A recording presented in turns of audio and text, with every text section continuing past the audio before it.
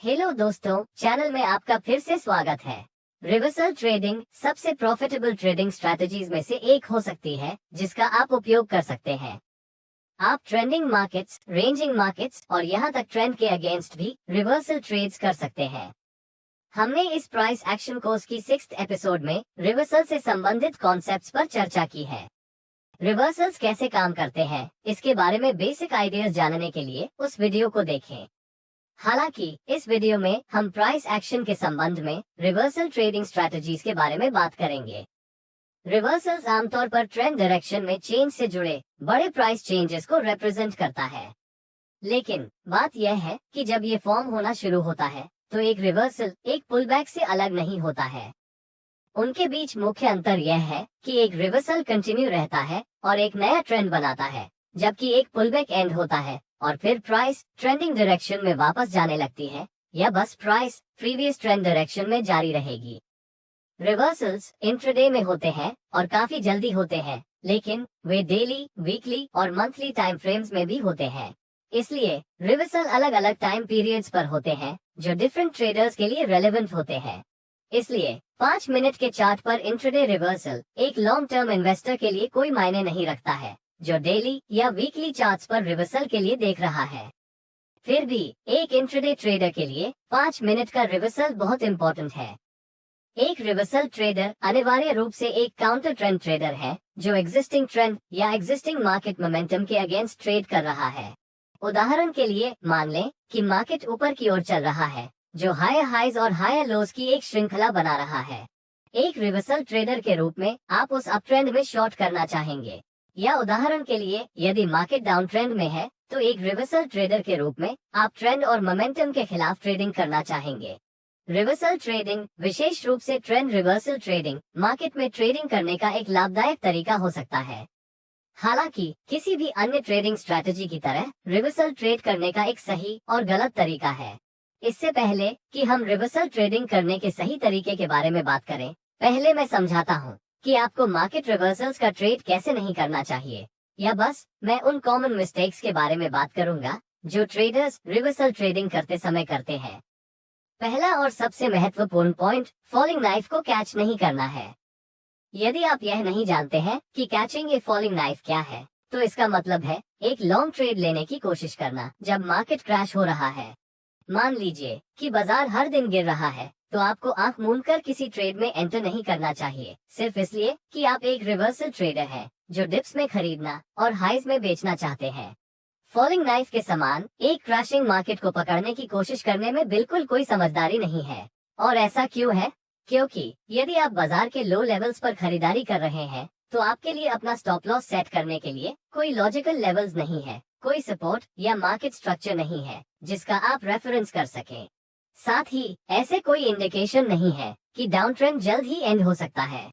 और सबसे महत्वपूर्ण बात यह है कि ट्रेंड्स को अपनी डायरेक्शन बदलने के लिए समय चाहिए, जैसा कि हमने मार्केट ट्रेंड्स और मार्केट स्ट्रक्चर वीडियोस में चर्चा की है। इसलिए फॉलिंग नाइफ को पकड़ने से बचें।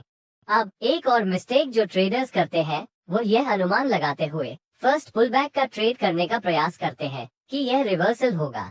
इसका मतलब है कि जब आप मार्केट्स में भारी गिरावट के बाद एक रैली देखते हैं तो आप एक लॉन्ग ट्रेड करते हैं। लेकिन अक्सर इस प्रकार की रैली एग्जिस्टिंग ट्रेंड का केवल एक रिट्रेसमेंट होती है। लेकिन कुछ ट्रेडर्स हमेशा ऐसा क्यों करते हैं? ये केवल फियर ऑफ मिसिंग आउट या फोमो के कारण है। आप अगले बड़े प्राइस मूव को मिस नहीं करना चाहते हैं, इसलिए जैसे ही मार्केट में रिवर्सल का संकेत मिलता है आप अचानक एंट्री कर लेते हैं। अनजाने में ये सिग्नल आमतौर पर एग्जिस्टिंग ट्रेंड का एक रिट्रेसमेंट या पुलबैक है और मार्केट इस ट्रेंड के साथ जारी रहेगा, जिससे आपको अपना पैसा खोना पड़ेगा। अब हम समझ गए हैं कि रिवर्सल्स के मामले में क्या नहीं करना है, तो हम ये सीखने के लिए तैयार हैं कि मार्केट में रिवर्सल ट्रेडिंग कैसे करें। पहला और सबसे महत्वपूर्ण पॉइंट ये है कि आपके चार्ट पर एक रेफरेंस पॉइंट होना चाहिए। एक रेफरेंस पॉइंट वास्तव में क्या है? रेफरेंस पॉइंट एक ट्रेंड या कंसोलिडेशन या सपोर्ट रेजिस्टेंस या ट्रेंड लाइन या मूविंग एवरेज आदि जैसे एरियाज ऑफ वैल्यू हो सकता है जहां किसी प्रकार की प्राइस एक्शन का मौका होता है। आपके द्वारा एक रेफरेंस पॉइंट का पता लगाने के बाद दूसरा पॉइंट, उस पर्टिकुलर रेफरेंस पॉइंट तक पहुंचने के लिए मार्केट की प्रतीक्षा करना है। इससे कोई फर्क नहीं पड़ता कि प्राइस अभी कहां ट्रेड कर रहा है। प्राइस एक्शन ट्रेडर के लिए प्राइसेस के साथ किसी भी प्रकार का कंक्लूजन निकालने के लिए यह एक ऐसे एरिया में होना चाहिए जहां मार्केट पार्टिसिपेंट्स की ओर से इंटरेस्ट हो, या बस प्राइस एक एरिया ऑफ वैल्यू पर होनी चाहिए। विचार करने का तीसरा पॉइंट ट्रेड एंट्री के संबंध में है। जब प्राइस एक एरिया ऑफ वैल्यू तक पहुंचती है तो आपको रिवर्सल कैंडलस्टिक पैटर्न्स की तलाश करनी होगी। आप अपनी ट्रेड एंट्री के समय रिवर्सल कैंडलस्टिक पैटर्न्स जैसे एनगल्फिंग कैंडल्स, पिन बार्स आदि का उपयोग कर सकते हैं। इसलिए जब बाजार में रिवर्सल के संकेत दिखाई देंगे तभी आप ट्रेड में एंटर करेंगे। हालांकि आप बहुत हाई प्राइसेस पर एंटर करने का रिस्क उठाते हैं जो आपके रिवॉर्ड टू रिस्क को कम कर सकता है, लेकिन यह आपको हाई विन रेट देता है। अब चौथा point, proper stop loss setting करना है। जब स्टॉप लॉस की बात आती है तो आप इसे एक ऐसे लेवल पर रखना चाहते हैं जो आपके ट्रेडिंग सेटअप को इनवैलिड कर दे। इसका मतलब है कि यदि आपका स्टॉप लॉस हिट हो जाता है तो पैटर्न इनवैलिडेट हुआ है और अब ट्रेड में बने रहने का कोई कारण नहीं है। इसलिए आमतौर पर रिवर्सल कैंडलस्टिक्स के हाइज या लोज का उपयोग करके एरिया ऑफ वैल्यू के रेफरेंस में स्टॉप लॉस रखना एक अच्छा विचार है, जिससे हमारे ट्रेड्स को पुलबैक से बचाने के लिए पर्याप्त बफर स्पेस मिलता है। बफर स्पेस के लिए ATR इंडिकेटर का उपयोग करें या आपकी रिस्क एपेटाइट के आधार पर इसे सेट किया जा सकता है। विचार करने के लिए अंतिम पॉइंट, एक कंजर्वेटिव प्रॉफिट टारगेट निर्धारित करना है। आपका एग्जिट्स आपके गोल्स पर निर्भर करता है। आप क्या हासिल करना चाहते हैं? या तो आप एक स्विंग कैप्चर करना चाहते हैं या एक ट्रेंड राइड करना चाहते हैं। यदि आप स्विंग कैप्चर करना चाहते हैं तो अपोजिंग प्रेशर आने से पहले आपको अपने ट्रेड से बाहर निकलना होगा। उदाहरण के लिए, यदि आपने मार्केट में एक लॉन्ग ट्रेड किया है तो आप अगले रेजिस्टेंस लेवल या स्विंग हाई से पहले अपने ट्रेड से बाहर निकलना चाहते हैं जहां सेलर्स आएंगे। दूसरी ओर, यदि आप एक ट्रेंड राइड करना चाहते हैं तो आप अपने स्टॉप लॉस को ट्रेल कर सकते हैं क्योंकि बाजार आपके फेवर में चलता है। उदाहरण के लिए, आप 20 पीरियड मूविंग एवरेज का उपयोग करके अपने स्टॉप लॉस को ट्रेल कर सकते हैं। अब हम जानते हैं कि रिवर्सल ट्रेड्स कैसे किया जाता है, तो मैं आपके साथ 3 टेक्निक्स को शेयर करने जा रहा हूं जो आपको मार्केट में रिवर्सल ट्रेड्स की पहचान करने में मदद कर सकती है। एक रिवर्सल ट्रेडर के रूप में आप स्मार्ट होना चाहिए कि आप कब अपने ट्रेड्स में एंटर करना चाहते हैं। तो अब हम शुरू करें। पहली strategy break of market structure है। हमने मार्केट स्ट्रक्चर वीडियो में मार्केट के विभिन्न फेजेस के बारे में बात की है और मार्केट ट्रेंड्स वीडियो से हम ये भी जानते हैं कि किसी पर्टिकुलर ट्रेंड टाइप की पहचान कैसे करें। अब इसके बारे में सोचें। एक अप ट्रेंडिंग मार्केट में आप जानते हैं कि प्राइसेस हायर हाइज और हायर लोज की एक श्रृंखला बनाती है। मार्केट स्ट्रक्चर के ब्रेक होने से मेरा क्या मतलब है? मार्केट स्ट्रक्चर का ब्रेक होना पहला संकेत है कि मार्केट आपको बता रहा है कि यह ट्रेंड कमजोर होने वाला है या बस अपनी ट्रेंड डायरेक्शन बदलने वाला है। अप ट्रेंड के मामले में मार्केट स्ट्रक्चर का ब्रेक तब होता है जब प्राइस एक नया हायर लो या हायर हाई बनाने में विफल रहती है। ये पहला क्लू या पहला एविडेंस है कि बाजार नीचे गिरने वाला है। इसका कोई 100% गारंटी नहीं है कि रिवर्सल होगा, लेकिन यह मार्केट द्वारा आपको दिया गया एक सिग्नल है कि ट्रेंड स्ट्रक्चर का ब्रेक होने वाला है और एक अच्छा मौका है कि प्राइस संभावित रूप से डिक्लाइन हो सकती है।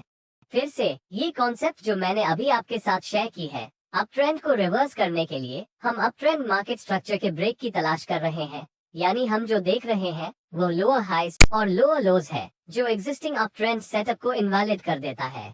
इस पॉइंट पर आपके पास वास्तव में एक लोअर हाई है और जब प्राइस प्रीवियस हायर लो द्वारा बनाए गए सपोर्ट एरिया से नीचे टूटता है तो आपके पास एक लोअर लो भी होगा। यह आपको बताता है कि एग्जिस्टिंग ट्रेंड कमजोर हो सकती है और ट्रेंड अंततः रिवर्स हो सकती है। अब ट्रेंड अचानक से नहीं बदलेगी क्योंकि प्राइसेस को नीचे लाने के लिए मार्केट्स को पर्याप्त सेलर्स की आवश्यकता होती है और इसलिए अक्सर मार्केट कंसोलिडेशन के फेज में चले जाते हैं जहां प्राइसेस कुछ समय के लिए एक रेंज के अंदर रहेगी और फिर पर्याप्त सेलिंग प्रेशर उपलब्ध होने पर एक ट्रेंड रिवर्सल दिखाएगी। इस बार प्राइस कंसोलिडेशन या डिस्ट्रीब्यूशन फेज से बाहर ब्रेकआउट हो जाती है और डिक्लाइन हो जाती है तो वास्तव में एक रिवर्सल ट्रेड के लिए शॉर्ट एंट्री लेने का अच्छा टाइम है। टाइट स्टॉप लॉस के मामले में आप स्टॉप लॉस को ब्रेकआउट कैंडल हाइज के ऊपर या डीप पुल बैक से बचने के लिए स्टॉप लॉस को कंसोलिडेशन रेंज से ऊपर भी रख सकते हैं। इस मामले में टारगेट नियरेस्ट सपोर्ट लेवल होगा। अब हम डाउन ट्रेंडिंग मार्केट्स के मामले में इस पर विचार करते हैं। फिर से हम break of market structure concept को यूज करेंगे। हम देख सकते हैं कि डाउन ट्रेंड के दौरान लोअर हाइज और लोअर लोज की एक श्रृंखला होती है। अब डाउन ट्रेंड स्ट्रक्चर का ब्रेक तब आता है जब प्राइस लोअर हाइज और लोअर लोज बनाना बंद कर देती है, या बस जब आपके पास एक हायर हाई होती है, क्योंकि प्राइस लोअर हाई द्वारा फॉर्म हुआ प्रीवियस रेजिस्टेंस लेवल से ऊपर टूट जाती है, या भले ही यह एक हायर लो का फॉर्मेशन करती हो। यह आपको एक मजबूत क्लू देगा कि यह डाउन ट्रेंड पोटेंशियली एंड हो सकता है और मार्केट ट्रेंड की डायरेक्शन संभावित रूप से रिवर्स हो सकता है। इस मामले में भी ट्रेंड रिवर्सल जल्दी नहीं हो सकता है, इसके बजाय एक कंसोलिडेशन या अक्यूमुलेशन फेज हो सकता है, जहां बायर्स पर्याप्त नंबर्स में आ सकते हैं ताकि मार्केट को ऊपर ले जा सके। यहाँ भी ट्रेड एंट्री तब होगी जब प्राइस अक्यूमुलेशन रेंज से ब्रेकआउट होती है और ऊपर जाती है। आप कंसोलिडेशन रेंज के नीचे एक स्टॉप लॉस रख सकते हैं और टारगेट को नियरेस्ट रेजिस्टेंस लेवल के रूप में सेट किया जा सकता है, या जब तक ट्रेंड स्ट्रक्चर में फिर से ब्रेक ना हो तब तक आप ट्रेंड की राइड कर सकते हैं। ट्रेडिंग या प्राइस एक्शन में किसी भी तरह की गारंटी जैसी कोई चीज नहीं है, इसलिए अगर कोई आपसे वादा करता है या गारंटी देता है तो बेहतर है कि आप उससे दूर ही रहें। यही कारण है कि मैं शायद संभावना, संभवतः जैसे शब्दों का उपयोग करना पसंद करता हूँ। इसलिए इस बात का ध्यान रखें, किसी भी चीज की कोई गारंटी नहीं है, खासकर जब ट्रेडिंग की बात आती है। दूसरी strategy higher time frame reversal structure है।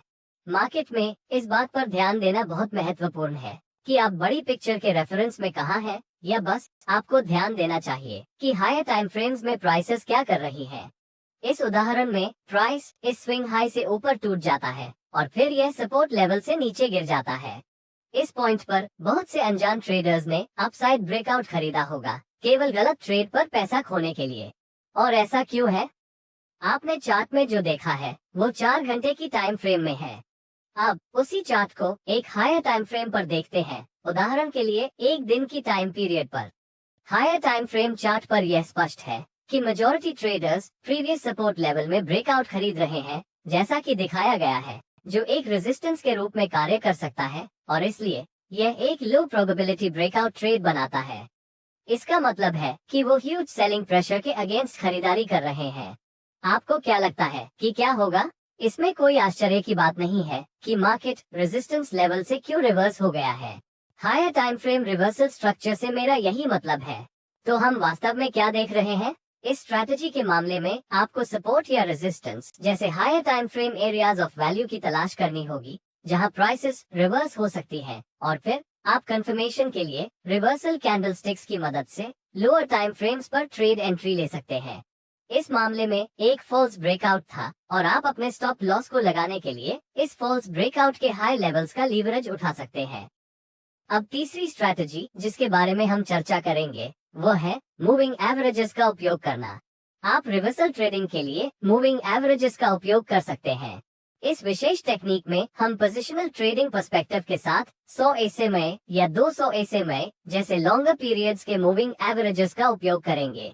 हम बेसिक कॉन्सेप्ट से जानते हैं कि अगर प्राइस 200 SMA से ऊपर है तो हमें ज्यादातर लॉन्ग ट्रेड्स लेने की कोशिश करनी चाहिए, और अगर कीमत 200 SMA से नीचे है तो मार्केट में शॉर्ट पोजीशंस लेने की कोशिश करें। इसका कारण वास्तव में काफी सिंपल है। यदि आप इसके बारे में सोचते हैं तो 200 पीरियड का मूविंग एवरेज आपकी टाइम फ्रेम के आधार पर प्रीवियस 200 कैंडल्स की क्लोजिंग प्राइसेस को समराइज करता है। यदि प्राइसेस अभी 200 SMA से ऊपर है तो यह आपको बता रही है कि प्राइस का ट्रेंड अप ट्रेंड है, और इसी तरह यदि प्राइसेस अभी 200 SMA से नीचे है तो यह आपको बता रही है कि प्राइस का ट्रेंड डाउन ट्रेंड है। आप जिस पर्टिकुलर चार्ट में ट्रेड कर रहे हैं उसके लॉन्ग टर्म ट्रेंड की पहचान करने के लिए यह एक आसान तरीका है। ये आप जिस चार्ट पर ट्रेड कर रहे हैं उसका लॉन्ग टर्म ट्रेंड क्यों है? ऐसा इसलिए है क्योंकि यह 5 मिनट की टाइम फ्रेम कैंडल्स का 200 मूविंग एवरेज हो सकता है। ये वास्तव में एक लॉन्ग टर्म ट्रेंड नहीं है क्योंकि यह 5 मिनट की टाइम फ्रेम है।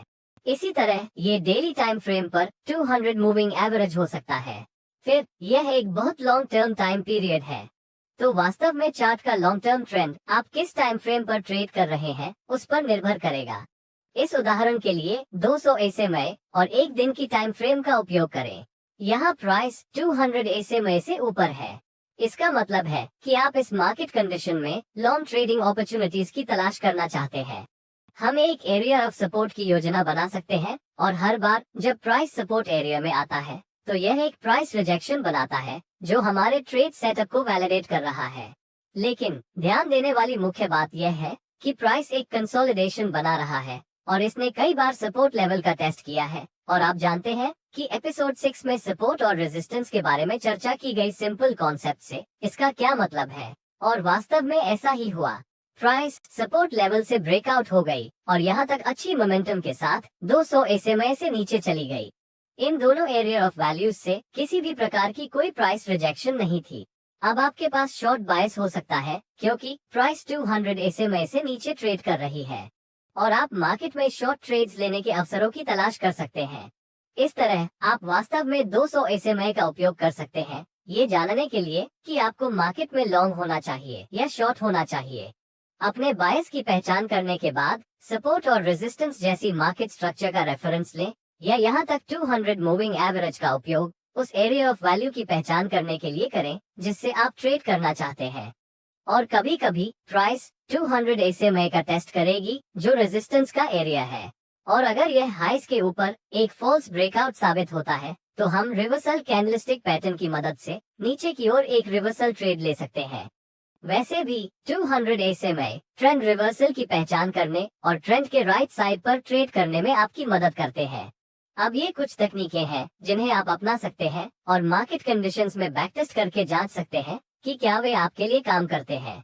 और यदि ऐसा होता है तो एंट्री और एग्जिट्स का निर्णय आपकी रिस्क एपेटाइट और पेशेंस के आधार पर किया जा सकता है। अगर आपने आज कुछ नया सीखा है तो कृपया इस वीडियो को लाइक करें और अपकमिंग कोर्सेज के लिए चैनल को सब्सक्राइब करें।